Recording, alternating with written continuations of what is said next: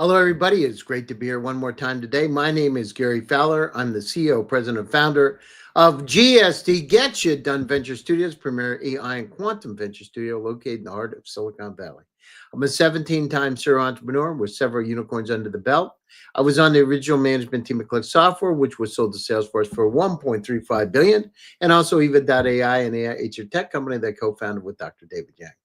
We believe at GSD that intellectual capacity is evenly spread around the world, but opportunities are not. With that, I have an incredible guest today. We're going to talk to Cole, who just graduated from Braun. Braun is the CEO and founder of AthLink, and we're going to talk a little bit about AthLink and ORiON. Hi, Cole. How are you doing today? I'm good. I'm good. How are you doing, Gary? I got a question for you. When you were in college, did you use generative AI much? Are people using things like ChatGPT these days? So let me tell you, I was in that weird phase where we started college with very little AI, and now you look at it and almost everyone's using it. So back when I first started college, you saw occasionally kids doing Google searches, trying to figure out different ways to help in assignments. And still, that's been very helpful compared to years past. But the AI now is crazy. I see almost everyone using ChatGPT, Microsoft Copilot, all the different systems to kind of enhance their homework, resources of kind of research studies and everything. Now, did you ever see anybody actually write a full paper and try to hand it in? That has to happen. I have. I've seen it quite a few times actually. You see so many new AI policies, but the interesting thing is a lot of professors are now allowing open AI as long as you source the AI and you write the work obviously yourself. But a lot of them are kind of implementing that new policy. Wow, that's great. Well, why not you give you superpowers, right? Yeah, You write definitely. about everything. So, Cole, could you share a bit about your journey? Now, you just graduated from university, and how did your experience as a Division I lacrosse player lead to founding Athlete? Yeah, so it's a funny story. It was my sophomore year, and I was searching for internships. I was looking for investment banking, trying to break into that world. And everyone knows it's all about who you know in that industry. And it just takes a lot of networking. You can't just blind apply. And that's when I was going through the search on LinkedIn, researching, finding as many people as possible to talk to. And the people that were reaching out to me and helping me the most were alumni student athletes. And they kind of understood my situation. They knew I had 20 plus hours of lacrosse, lifting, exercise per week and limited time for networking. So they would understand my story. They would help out as much as possible. Yet when you go on LinkedIn, Indeed, Handshake, all these other platforms, there's no specific way to actually search for student athletes. So that's where the idea of Athlink kind of generated. Immediately from there, we started developing an app very similar to a LinkedIn. And right now, we have about 400 active users. We've been on for about a year, and we have 700 full time users. And we're getting ready to launch our new AI, but our AI is not just for student athletes. So now you worked at firms like Morgan Stanley and Trillium. So how was it? You know, they have politics in those companies. How was it coming from school, right, to where we're an athlete, over to come into a highly charged political situation? Yeah, I think it's definitely a great experience for everyone. I mean, internships are something that everyone should try out to find out what is best for them, what fits best in their career search. So when I went in first, I remember thinking, wow, this is a lot different than school. And it's just a lot more friendly in certain situations, but a lot more strict when it comes to the work. And I think that it was a great experience to go in and see not only the different sides of investment banking to then trading. And I see that there's also kind of an entrepreneurship side to those sides as well. You can see within the different businesses, you're learning all different aspects of strategy, different sales, and I think it all correlates together. So if you go down through it, so launching ORiON, the AI and job hunting. So you recently launched ORiON, or you're going to widely launch it, but leverage AI for personalized job applications. How does the technology work, and what kind of benefit does it do? Yeah, so we're launching in the next 2 weeks. And right now, for example, if you're looking for a job in Boston in finance, let's say you set all your criteria as specific or as vague as you want, you put in your resume and it'll auto populate all of your information in our profile section. After that, ORiON will then use our AI to apply you to hundreds, if not thousands, of jobs in seconds. And then it'll sort out all of the jobs for you. It'll show you if you're kind of rejected, interviewing, pending, all different types, and you can filter out specific to what you need. And then it'll also have a networking connection hub where you can see recommended network connections on LinkedIn and Athlink what from the jobs you apply to. So it'd say, hey, for example, you're connected to someone at this company that you just applied to. Maybe you should reach out to them. And here's an example of a message you could send. So the AI behind it is essentially scraping every job possible on the internet and giving you the opportunity to apply to every job without just going through a LinkedIn, Indeed, Handshake, and being limited to those platforms. So have you done it with tell me about any success stories where people have Yeah. actually used it? So we've only let on a few limited amount of customers to test out the profile before launch. And we've had about 25 different users on there going through stress testing the AI. And we've seen a lot of good results. I don't want to get too much in detail on the AI just yet before launch, but we have seen that ORiON can get users a job in under a week. Oh, that's great. And what kind of jobs are they getting? So we've had different industries. We've had users get jobs in under a week in the finance industry, marketing, and sales industry. Excellent.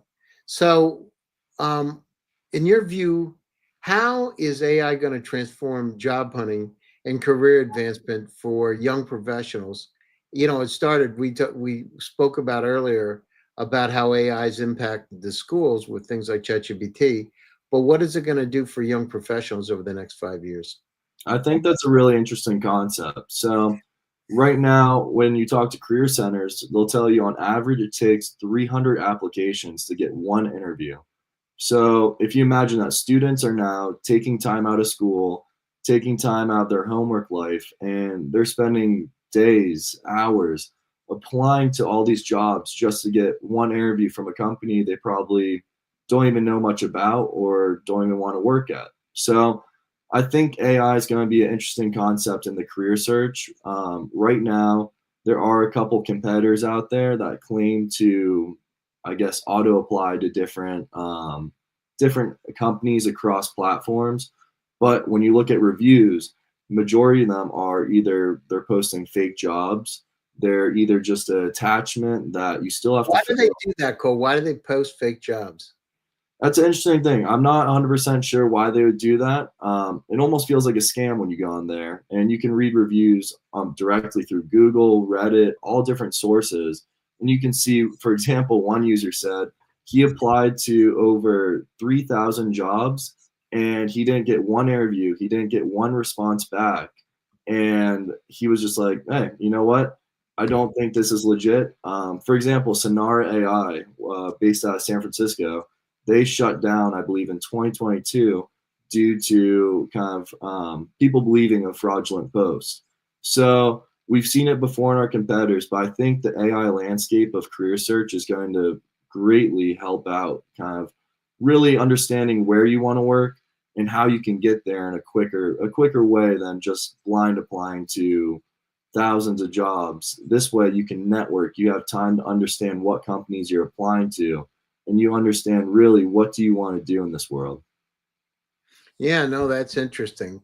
So, yeah, the fake job thing, I've heard more and more about it lately, but I know that companies do it sometimes to make it look like their company's growing. They do it for things like research, right? Competitive research. I remember back in many years ago when I went out and I was looking for a job, what happened is they were doing it at that time because they wanted to get feedback from competitors, and so they would actually use it to get salespeople, marketing people that were from the competitors to come in and talk about their companies. And so used it for research. It was they were not intending to hire anybody. They just used it for research. And they That's come up with crazy. really interesting, you know, and then you look at it, you come out there, sometimes they want to figure out where the market is in terms of salary expectations, what salaries out there, what should we expect, etc.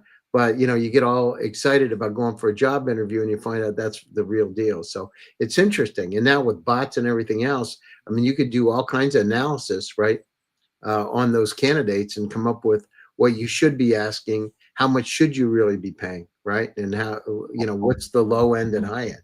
It's interesting. Um, So let's go down through. Uh, we talked about the success story. What are some of the biggest challenges you faced launching a startup while still attending college?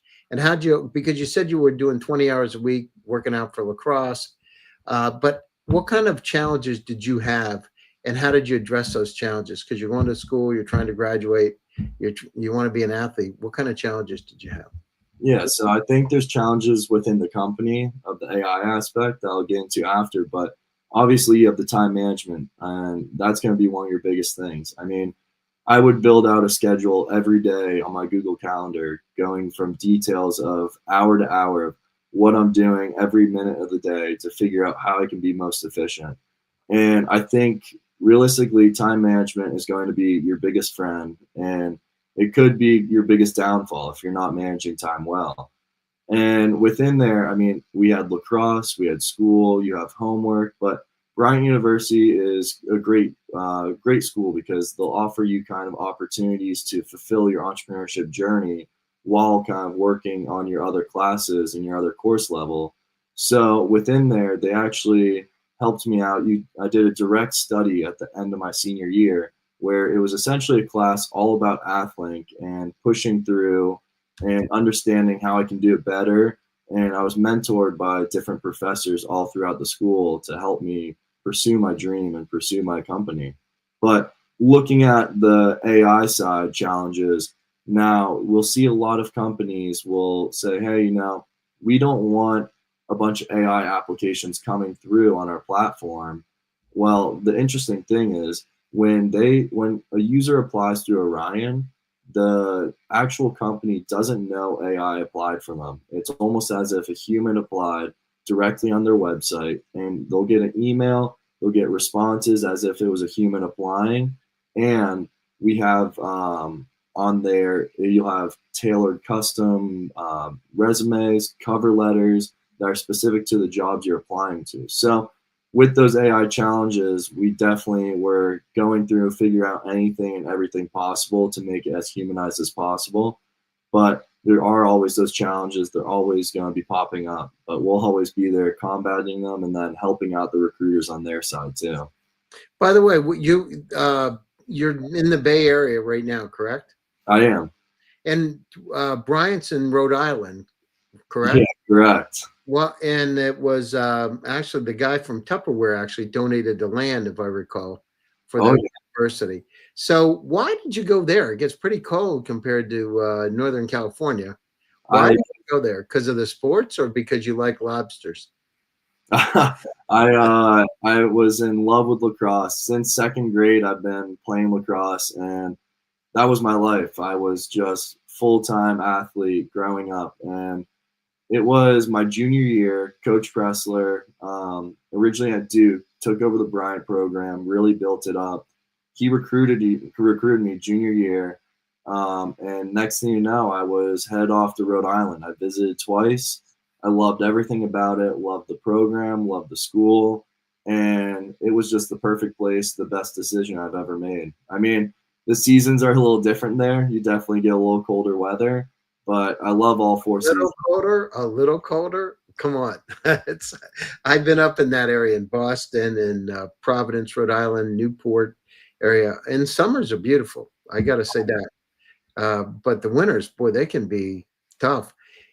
So you've gone down through. How is it? Did you have withdrawal coming out of college? Now that you're not there, is it kind of strange being back in the real world? It hasn't really hit me yet. I'm waiting for probably around September when I'm getting ready to go back to school. It's gonna be weird. I'll see all my teammates and younger teammates heading back, and I'll be behind the desk building out AthLink to be the next worldwide career search. What are you going to do? Do you still play lacrosse or not? How do you do you play it now, or are there any teams around to play or not? Yeah, so I'm in a couple pickup leagues in the Bay Area, but I continue my schedule every day. It's lifting, running. Just you have to stay healthy. Otherwise, if you kind of fall off course, it's just going to be a downhill spiral. Or you get stem cells like I did. I got 100 million stem cells put in, and you can go back on track again. So, what's next for Athlink? So you talked about ORiON in a couple of weeks, but what do you see next? Do you see the platform expanding in new industries or beyond student athletes? Yeah, so we're always going to keep Athlink as a student athlete specific platform for current and alumni student athletes. But cool thing for ORiON is we're starting off as a B2C. We'll have business to consumer specifically, but we do want to end up selling out our API, going B2B, and then also having recruiting profiles for different companies. So, say for example, you're looking for a specific candidate, you've been tasked with hiring 10 different students right out of college, you can search as specific as you want on our platform from age, gender, school, major, minor, skill set, and you can find the perfect candidate within our platform of ORiON users and Athlink users within our recruiting portal. Now, we also want to add school portals where schools can go on, they can see where their students are applying, where their students are getting hired, all the different success metrics, and then they can even be recommended, hey, based off of where your students are applying, maybe you should add these majors or these different minors, or maybe even these classes to help out with the student body. Uh, if we reconnect in 3 years, what success stories or milestone we most like to share about Athlink or ORiON? So looking in the future, well, where are you going to be in 3 years from now? In 3 years, we're going to have the full Athlink platform still built out, but we're going to have ORiON built out with those recruiting portals and those school portals, but we're going to have them connected. So Athlink users will have access to then connect with ORiON users through the networking hub. We'll then also have, if you're a ORiON user and you're a student athlete and the AI recognizes that, it'll automatically build out a portal or a profile for you on Athlink. And eventually we want to then have our own job posting. So we want to take over the job market where we're no longer having to scrape the internet for every job possible. We want the companies posting on our website and our platform. So this way we have that internal data and we can give them the best results for candidates.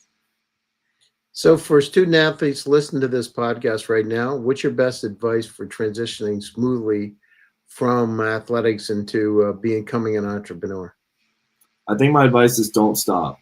You're gonna have a lot of hard times. You're gonna have limited time, and I think you have to really write down what are going to be the core things that are going to accelerate this business as quick as possible, and what do you have to do to make this business as successful as possible.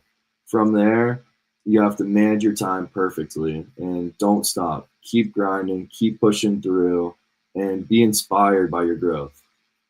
Why do you believe student athletes make excellent employees or entrepreneurs? And how can employers make better leverage or have better leverage their unique skills? That's a great question. I actually just talked to a recruiter yesterday, and they're telling me about how they would 100% hire a student athlete over any other student application that came through on their desk. And I was asking them why, always trying to gauge their opinions. And they're saying, it's not only their time management of school and sports, but we know that they're going to show up on time, if not early, every day. They're going to give us their best effort, and they understand how to work in teams and then lead those teams. A lot of people are good at group projects, but student athletes are the ones that are able to lead those teams to success. So, there's a lot of misconceptions about student athletes and uh, working for companies. So, if you look at it, what kind of advice would you give those companies about student athletes? What are some things? What would be some reasons to hire them? You talked about team building, et cetera, but what are some other reasons why that's untapped, right? Because I remember many years ago one company would only hire student athletes because of the team building, because kind of like being in the military. You know how to be led, you know how to lead. But what would you say? I think student athletes have untapped skills that normal students don't have. When you look at them, they've been through hell and back. They've gone through everything from conditioning, waking up at 5 in the morning for practice, to going out in the snow and rain for months straight just for practice, not knowing if they're going to win the next game. And this translates over into the office because you'll see a lot of teams and companies hire people, but their retention rate is low. They'll hire someone, and next thing you know, the person's like, hey, this isn't for me, and they quit. Student athletes will never quit on you. They're going to make sure that they are 100% in, and they're going to give you that best effort. And no matter what, they're going to give you a product or a service that is better than you expected.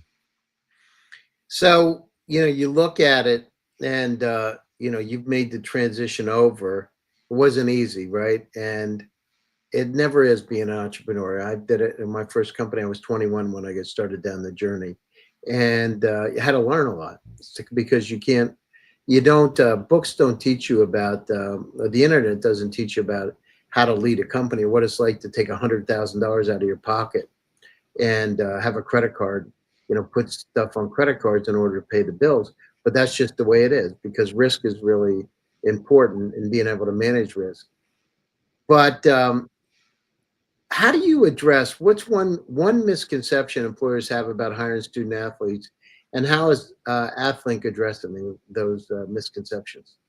Yeah, so I think a lot of times you'll think student athletes are too caught up in sports. They're not focusing enough on academics. But I think that's a big misconception. And you'll see it when they AthLink, you go on the platform, you'll see recruiters have the opportunity to message and directly talk with athletes on the platform. And we've seen this as a very beneficial feature for our athletes because they can now communicate and talk about, hey, what do we understand your problem is? How can we help that? And how could I be the person to help you within that role? And we see these conversations as something that really pushes the student athletes forward in this community because not only, like I was saying earlier, I mean, student athletes, they have so many different skills, but one of those skills is communication. When you talk to someone that potentially just graduated, it's very 50-50 if they're going to be someone that can communicate well and communicate effectively. And within the athlete community, you'll find that all of our student athletes can communicate effectively and they communicate well. They can talk to anyone because they've been through that team mentality. Even if it's an individual sport, they're still working and they're communicating with their coach on how they can do better. So when it comes to the recruiting side, I think that's something we've seen that athletes helped a lot within that, within the recruiting. So we're coming up to the top of the show, Cole. So closing thoughts, and how do people get a hold of you? So closing thoughts, I mean, right now, ORiON, we're launching in 2 weeks. If you want to get a hold of me, go through LinkedIn. I'm always available. Send me a DM, send me a connection. I'm always open to connect, demo, or even just talk to you about kind of your journey, your startup experience, or anything you want. So right now, we're excited to get ready for launch. And this next 2 weeks, we're going to be changing the world of networking and career finding. Sounds okay. So LinkedIn's the best way to get a hold of you? I would say LinkedIn is probably the best way to get a hold of me. All right. Sounds great. Well, stay on the line after the show on the Zoom call with StreamYard, and we'll get together after the show. To all my audience out there, thanks for joining one more time. GSD presents Top Global Startups. My name is Gary Fowler, and I'm your host. Stay happy, stay safe, and stay healthy. And we'll be back again soon with another exciting edition. Thanks, Cole, for your time, and thanks, everybody, for joining us one more time.